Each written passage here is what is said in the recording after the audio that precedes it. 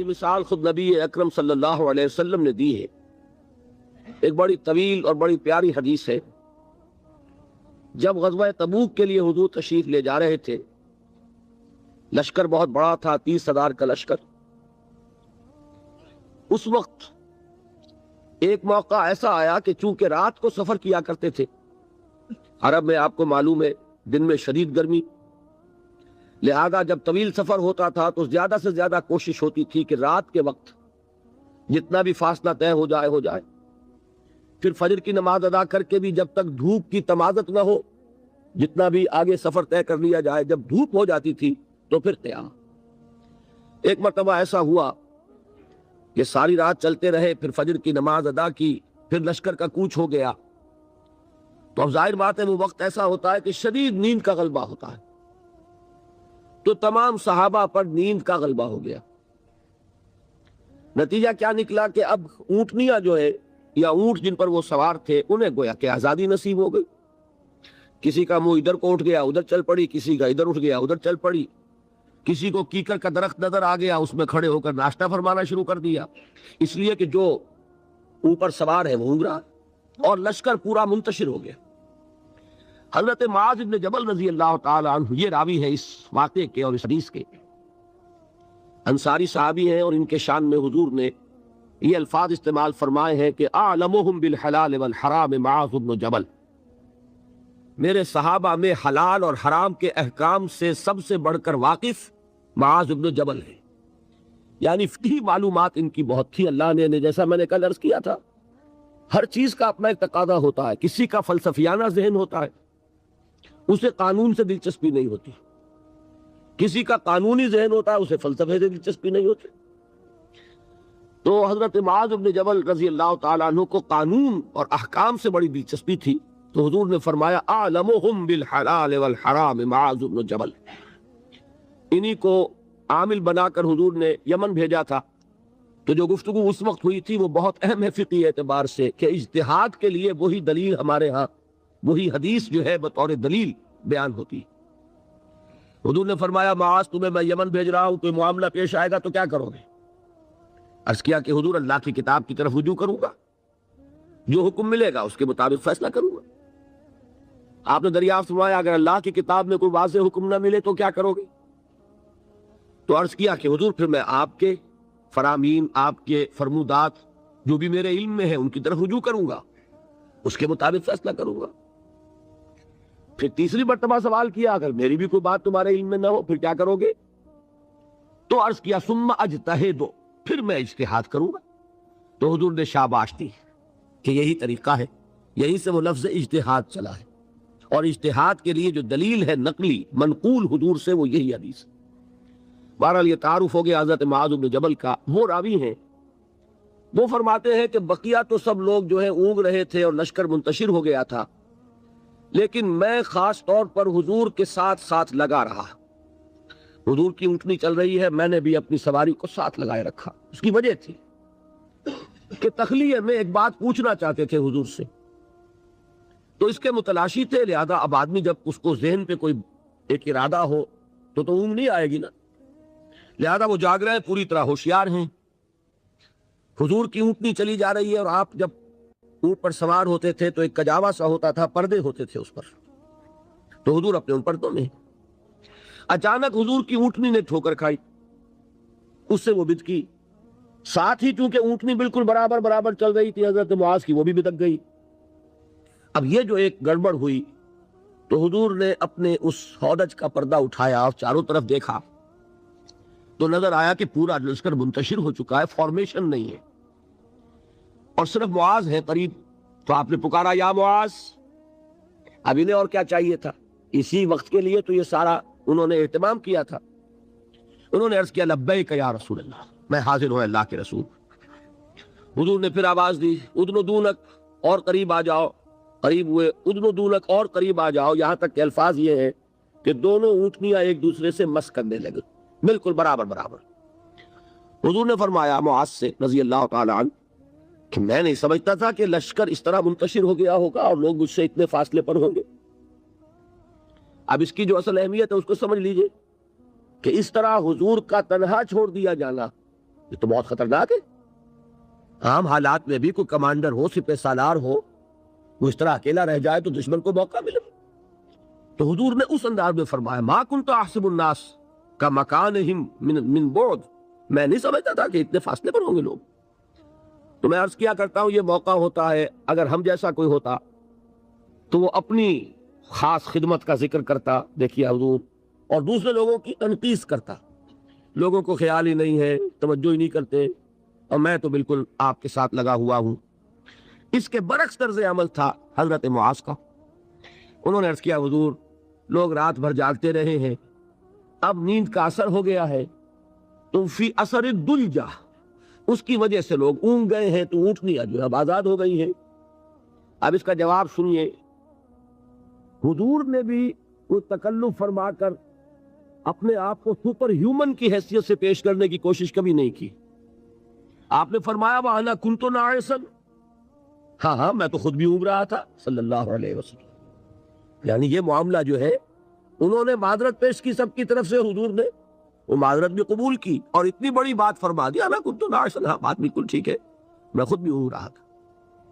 اب انہیں جو موقع ملا اور انہیں یہ اندازہ ہو گیا حضور مجھ سے اس وقت بہت خوش ہے کہ میں جاگ کر چوکس ہو کر پوری طرح ساتھ ساتھ چلا رہا ہوں. تو اب حضرت معاذ عرض کرتے اذن لی، حضور مجھے اجازت دیجئے، ان اسألک عن شیء، کہ میں آپ سے ایک سوال کروں، قد امرضتنی واسقمتنی واحزنتنی، جس نے مجھے نہایت دلگیر کر دیا ہے، غمگین کر دیا ہے، نہایت مجھے مریض کر دیا ہے. یعنی ایک ایسی دھن مجھ پر سوار ہے، میں سوچ سوچ کر بیمار ہو گیا ہوں. حضور نے فرمایا سل ما شئت، بڑا پیارا انداز ہے یہ. جیسے کبھی آپ بادشاہوں کی کہانیوں میں سنتے ہوں گے، پڑھتے ہوں گے، بادشاہ راضی ہو گیا مانگو کیا مانگتے ہو. تو یہاں تھوڑا سا اس طرح کا انداز ہے، سل ما شئت، جو پوچھنا چاہو پوچھو، کھلی چھوٹ ہے. اس وقت ظاہر بات ہے تخلیہ بھی ہے اور حضور کا خاص اس وقت التفات ہے. تو انہوں نے سوال کیا، یہ ہے اصل میں میرے اور آپ کے سوچنے کی بات. صحابی ہیں، صحابہ میں اس درجے کے حامل ہیں کہ حضور نے سپرلیٹو ڈگری استعمال کی ہے خاص اعتبار سے. افعل التفضیل اعلمهم بالحلال والحرام معاذ بن جبل، صحابہ میں حلال اور حرام کے سب سے زیادہ جاننے والے معاذ بن جبل ہیں. حضور کے نکاحوں میں ان کا وہ مقام ہے کہ یمن کا گورنر بنا کر بھیجا ہے، لیکن انہیں کیا فکر دامنگیر ہے. عرض کرتے ہیں حضور مجھے وہ بات بتا دیجئے، حدثنی بشیء یدخلنی الجنہ ویباعدنی عن النار، حضور مجھے وہ ایک بات بتا دیجئے جو مجھے جنت میں داخل کرا دے، جہنم سے چھٹکارا دے. یہ ہے وہ راہ نجات موضوع جس پر یہ ساری گفتگو ہو رہی ہے. اس کی اہمیت کیا؟ انہوں نے یہ نہیں سمجھا کہ ہمارے لیے تو نجات ٹیکن فار گرانٹڈ ہے، ہمارے لیے تو جنت میں سیٹ ریزرو ہے، ہم محمد کے صحابی ہیں صلی اللہ علیہ وسلم، ہمارے لیے کیا سوال؟ محاسبہ ہوگا اوروں کا ہوگا، جزا سزا ہوگی اوروں کو ہوگی. نہیں، ان صحابی کو یہ فکر دامنگیر ہے. اور کیا الفاظ کہے، قد امرضتنی واسقمتنی واحزنتنی، مجھے تو اس فکر نے بیمار کر دیا ہے، مجھے سخت غمگین بنا دیا ہے. مرض اور سقم، سقیم، انی سقیم، یہ معلوم ہوگا آپ کو، بیمار کو کہتے ہیں، اور مرض تو ہے قد امرضتنی واسقمتنی واحزنتنی. اب اس کا جواب حضور نے جو دیا وہ اس وقت اس کے پورے الفاظ مجھے یاد نہیں، لیکن وہ وہی ہے جو سورۃ العصر میں آ رہا ہے ہمارے سامنے. شہادت دو اللہ کے سوا کوئی معبود نہیں اور میں اس کا رسول ہوں، اس پر جم جاؤ، اور اللہ کے ساتھ شرک ہرگز نہ کرو، اور اسی پر تمہاری موت واقع ہو جائے، تم جنت میں داخل ہو جاؤ. اچھا جواب تو مل گیا. اب شرک کے معنی کیا ہے وہ ایک تقریر مکمل ہوگی. صرف یہ ہے کہ ان الفاظ میں تو یوں سمجھیے نا کہ مضامین کے دریا ہیں جو کوزے میں بند کیے گئے. جو بات اس وقت مجھے بتانی تھی وہ یہ تھی. اس کے بعد اب حضور خود ایک سوال کرتے ہیں، یعنی میں کہا کرتا ہوں کہ اب دریائے سخاوت جوش میں ہے. تم نے جو پوچھا تھا پوچھ لیا، میں نے جواب دے دیا. افلا ادلک یا معاذ، تو اے معاذ کیا میں تمہیں یہ نہ بتاؤں براس ھذا الامر وعمودہ وذروۃ السنام منہ، کہ یہ جو دین ہے ہمارا، اس کی جڑ کیا ہے، اس کا تنا کیا ہے، اس کی چوٹی کیا ہے۔ میں نے عرض کیا تھا نا کہ حضور نے تمثیل اختیار کی ہے کہ دین میں کیا پہلے ہے کیا بعد میں ہے، کس کی حیثیت جڑ کی ہے، کس کی حیثیت تنے کی ہے، کس کی حیثیت چوٹی کی ہے۔ جب تک کہ اس کا فہم حاصل نہیں ہوگا، ہو سکتا ہے کہ بنیادی باتیں آپ نظر انداز کر رہے ہوں اور ثانوی اور غیر اہم باتوں کو آپ بڑی مضبوطی سے تھام کر بیٹھے ہوئے ہوں۔ اسی کو کہا تھا حضرت مسیح علیہ السلام نے یہودی علماء پر تنقید کرتے ہوئے کہ تم مچھر چھانتے رہتے ہو اور سموچے اونٹ نگل جاتے ہو، بڑے بڑے گناہ تو کر رہے ہو اور چھوٹی چھوٹی باتوں کے اوپر دست و گریبان، مناظرے اور جھگڑے۔ یہی حال ہمارا ہے آج۔ سود جیسا گناہ، اس میں پوری قوم ملوث۔ جھگڑا کس پر ہو رہا ہے کہ رفع یدین ہے یا نہیں ہے، ہاتھ یہاں بدیں گے یا یہاں بدیں گے، اس پر تو جھگڑے ہیں، من دیگرم تو دیگری، اس پر فرقے بازی۔ لیکن سود، رشوت، حرام خوری، یہ سب کر رہے ہیں، حالانکہ یہ ہے جڑ کی بات، وہ ہے ثانوی بات۔ اسی کو کہا کرتے ہیں کہ اشرفیاں لٹیں اور کوئلوں پر مہر۔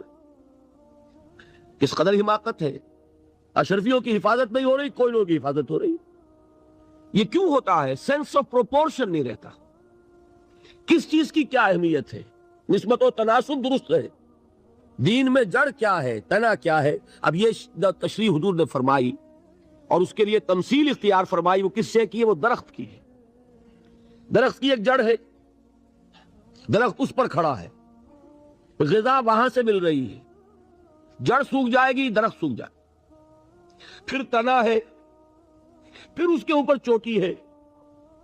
درخت جو آپ لگاتے ہیں، فرض کیجئے آم کا درخت لگایا، تو کیا جڑ کے لیے لگایا یا تنے کے لیے لگایا؟ آپ نے تو درخت لگایا ہے آم کے لیے، آم لگتا ہے چوٹی پر جا کر، لیکن جڑ کے بغیر تنا نہیں، تنے کے بغیر چوٹی نہیں، چوٹی نہ ہو تو آم نہیں۔ اس تمثیل کو ذہن میں رکھیے کہ آپ نے فرمایا افلا ادلک یا معاذ، اے معاذ تم نے جو سوال کیا وہ تو میں نے جواب دے دیا، مزید کیا میں تمہیں یہ نہ بتاؤں کہ براس ھذا الامر، اس کی جڑ کیا ہے، وعمودہ، اس کا تنا کیا ہے، اور ذروۃ السنام منہ، اس کی چوٹی کیا ہے۔ حضرت معاذ کو کیا کہنا تھا اس کے جواب میں؟ بے ابی انت و امی یا رسول اللہ فقل، حضور مجھ پر، آپ پر میرے ماں باپ قربان ہو، ضرور فرمائیے، اور کیا چاہیے۔ اب آپ نے فرمایا راس ھذا الامر شہادت ان لا الہ الا اللہ محمد رسول اللہ، کلمہ شہادت اس کی جڑ ہے۔ وعمودہ، اور اس کا تنا کیا ہے؟ اقام الصلاۃ و ایتاء الزکاۃ، نماز کا قائم کرنا، زکوٰۃ کا ادا کرنا۔ اور اس کی چوٹی کیا ہے؟ وذروۃ السنام منہ الجہاد فی سبیل اللہ،